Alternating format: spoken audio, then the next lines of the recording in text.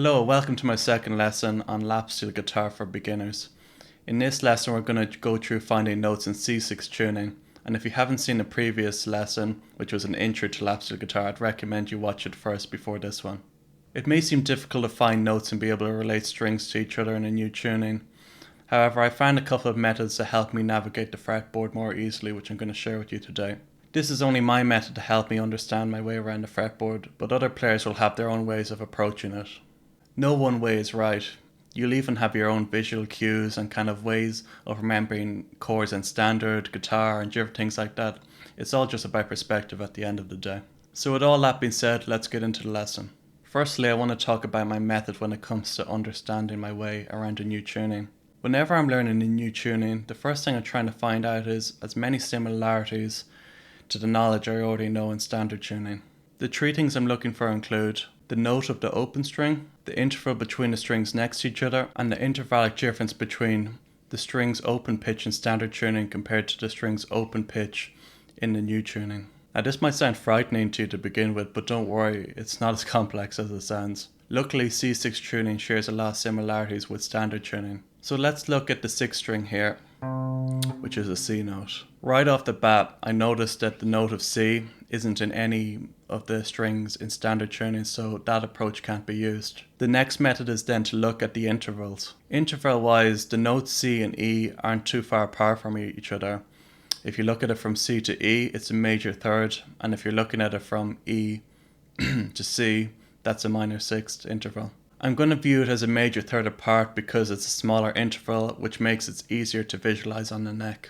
So as you can see, I have this guide here that I use to actually find the notes on whatever string that I'm playing on. So to find the note that you're looking for on the 6th string, you would go to where it is originally in standard tuning. So let's say we're looking for the note C. That would be on the 8th fret on the 6th string in standard tuning. Then we go up 4 frets, which is a major third interval, and that's where you'll find the new place for the actual note. So now C, instead of it being on the 8th fret, it's now at the 12th fret, 4 frets apart. You can use this formula to find any note you're looking for on the 6th string. So let's say if we're looking for the note F, we would find where it would be in standard tuning first, so that'd be at the 1st fret. Then we go up 4 frets, a major third interval, and now we found a new location for where F is on this string in C6 tuning. So to summarize, you simply find where the note would be in standard tuning and go up 4 frets. That's the easiest way to remember it, but I want to give the thought process behind actually why it's 4 frets or why it's this interval, just so you can become a better player long term. So then the next string we have is the 5th string, which we immediately notice is an E. And in standard tuning we have 2 E's. We have E on the 6th string and we have E on the 1st string. So the information is still the same, but now it's transferred onto the 5th string. So you can view it as, how I view it anyway, is viewing it as having the 6th string information, but now on the 5th string. That's the easiest way to look at it. Most guitarists will probably know the notes well on the E string because of power chords and different things like that, so it shouldn't be too hard to visualize seeing it now on the 5th string.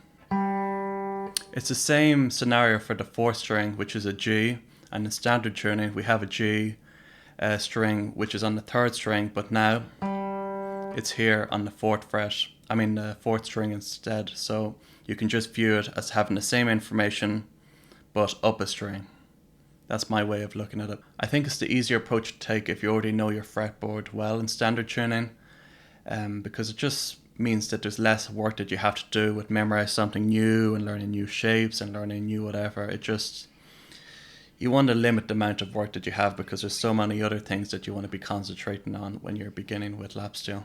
Before going on to the 3rd string, I want to expand on something I talked about earlier. You can see in the chart already that the 6th string is the same as the 2nd string, and the 5th string is the same note as the 1st string, but I want to talk about the intervals between C and E for a moment. Earlier in the lesson I talked about how I sometimes look at the intervallic difference between 2 strings next to each other, In this case I'm looking at the 6th and 5th string. As I said earlier, the distance between C and E is a major third, but how can we actually use this information to help in our understanding of the fretboard? Well, if we hop onto the guitar here and examine the open strings, we'll notice that there's a pair of major third intervals here on the 3rd string and the 2nd string, a G and a B. This means you can use whatever scale position and double stop you already know on the G and B strings and transfer it to the C and E strings on the Lapsteel. The note names will obviously be different, but the shapes will remain the same. For example, a major scale.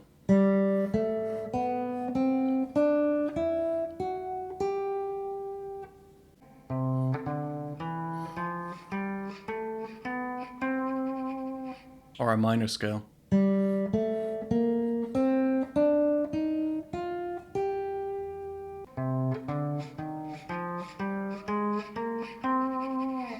Or even double stops. I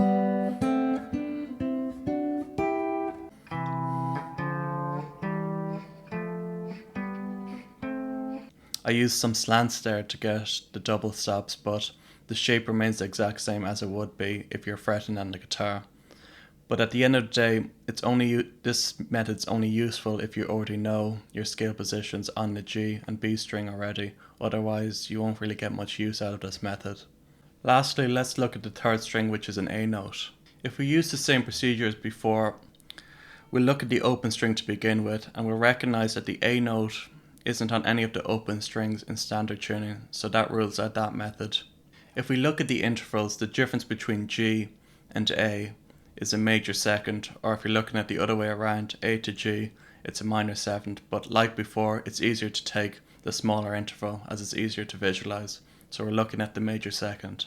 So looking at the chart again, we'll see the formula to find a note in this string.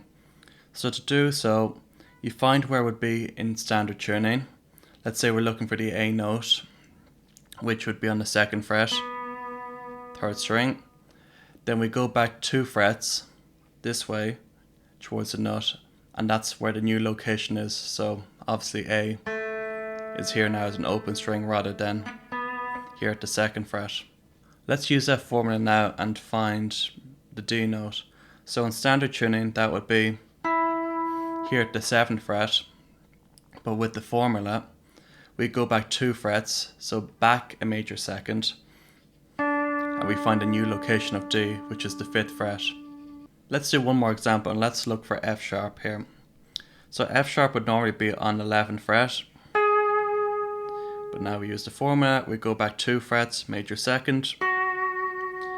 So now F sharp here is on the 9th fret here, rather than 11th. So that's going to do it for this video. Hopefully you found some of the information useful. But remember, don't beat yourself up about not being able to find notes and stuff. It takes time to be able to visually see all these notes without having to think about it and consciously think about, oh, where do I have to go? Oh, where's this scale? But with time, you'll eventually get it. Same as you would have done in standard tuning, but you've just forgotten about it, you know, because it was so long ago. But yeah, just keep at it and you'll eventually start to notice these patterns. With that being said, I'll see you in the next video. Stay safe.